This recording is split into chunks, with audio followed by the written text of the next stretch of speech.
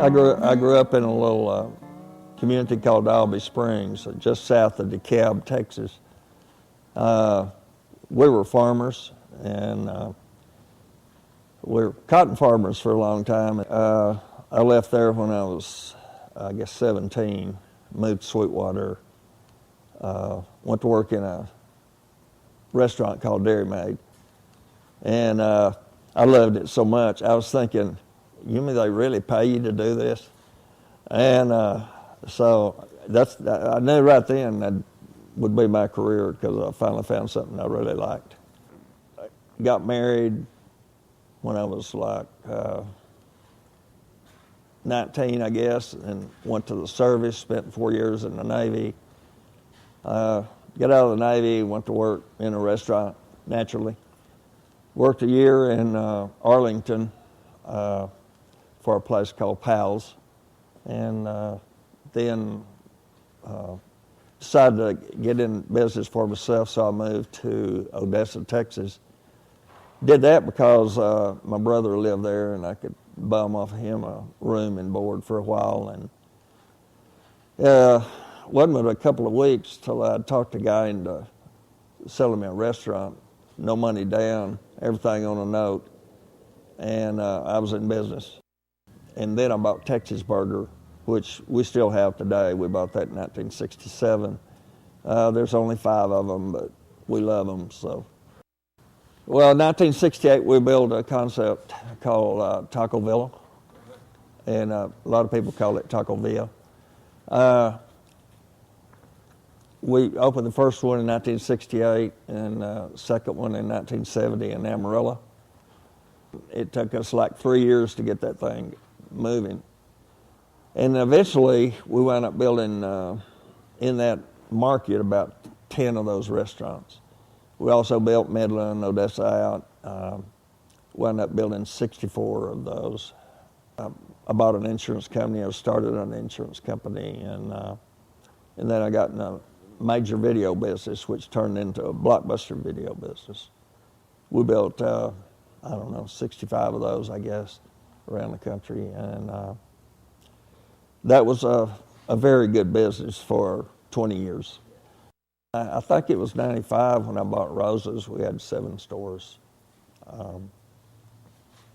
We have 36 now, expanding it. We bought Slosky's, and we kept it 20 months. And there's some guys out of Atlanta offered us so much money we couldn't believe it, so we sold out. And that was really a fun adventure, because we were able to help so many people. There was, I guess, 100 franchisees. There was 400 stores when we bought them. And it was very rewarding business, but it really wasn't the thing that we wanted to do.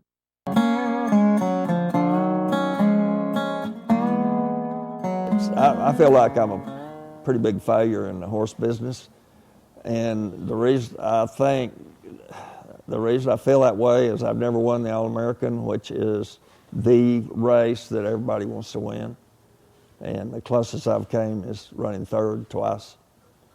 Won the All-American Derby, but that's not like winning the Futurity.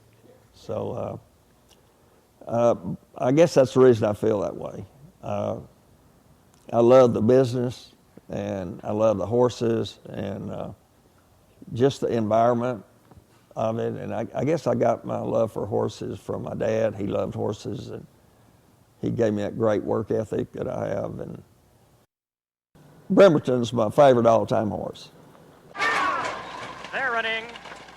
Off just a step slow was Jess Rapid, and Jess Rapid is behind the 8-ball. Planet Holland got out on top. To the inside is Bremerton, then down along the rail 6 is Royal, followed by Special Alternative, and then Sir Chickaroid. Bremerton in front, and then Planet Holland, Bremerton, Planet Holland, then 6 is Royal, and the outside Special Alternative, but it is going to be Bremerton. I guess it was the Rainbow Derby was the first one that he won. And we sent him up there. He'd been running in Sam Houston when we sent him up there to Mike, because Mike Joyner was training for us some at that time also. So we sent him up there and told him we thought he could win the race. And Mike thought we was kind of crazy. The All-American Derby came up next. They're running. Out for the early lead is Country Chicks Miss, along with Fast Moving Snow, and down at the rail is Brookstone Bay. It's Brookstone Bay now taking over. Now here comes Bremerton. Bremerton puts it into gear, coming up after the leader, Brookstone Bay.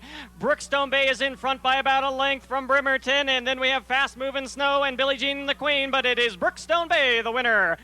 He didn't win it. He ran second when he qualified for the All-American Derby. And we came back, and it was really a horse race, and he was able to win it, and we were really thrilled. And that was the best race of my life that I'd ever won. They're running in the All-American Derby. They all got away beautifully. Brookstone Bay to the inside along with a Regal Choice. Middle of the track had to be Nuts. Minutes by JJ to the far side. Bremerton, Planet Holland's trying to pick up some ground.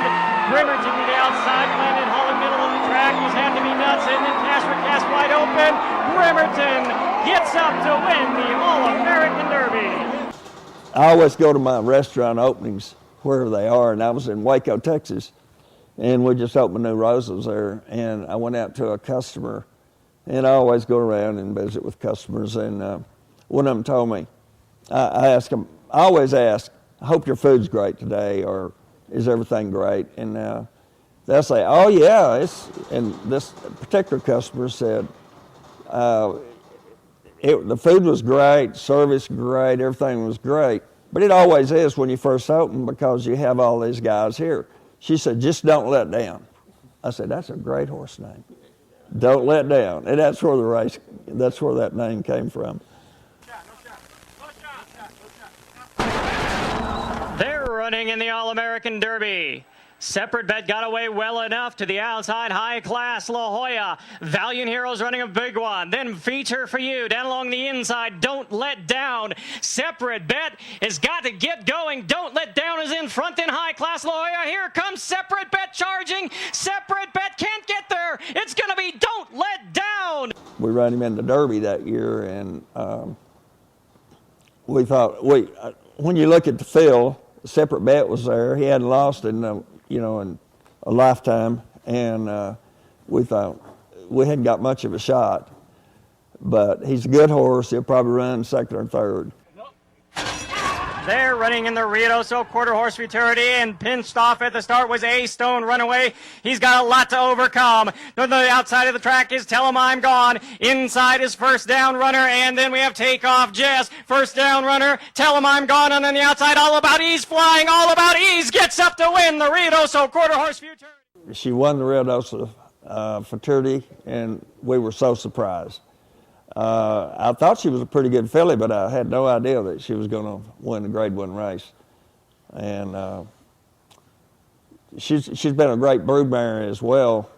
Her very first foal was by a Zoom, and I think we had the biggest runner that year out of a Zoom. I don't know if we're still there or not, but that horse won the Rainbow futurity. They're all set for the Rainbow futurity. They're running. And delightfully Trace broke beautifully along with Zoomin' with Ease to the far side. Love Samba gets going. And to the inside, Running Brook Gal. And now here comes Running Brook Gal with a powerful run up to take on Zoomin' with Ease to the far side. Then we have Love Samba. Favorite Cartel's coming late. Running Brook Gal. Zoomin' with Ease. Zoomin' with Ease wins the Rainbow futurity.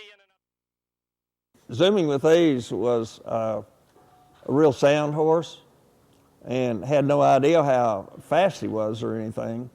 And that was another big surprise when he won the Rainbow futurity that year. And that happened to be All About Ease's first foal.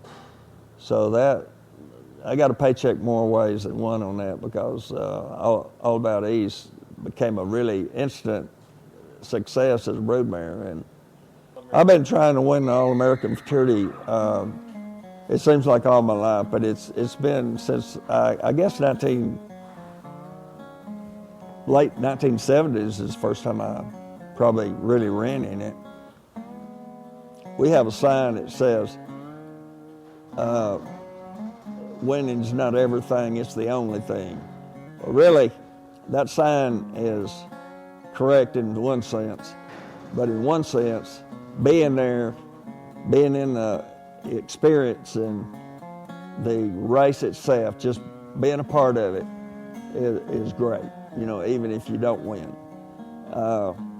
But when your friends are with you, they expect you to win, and they expect you to win every time.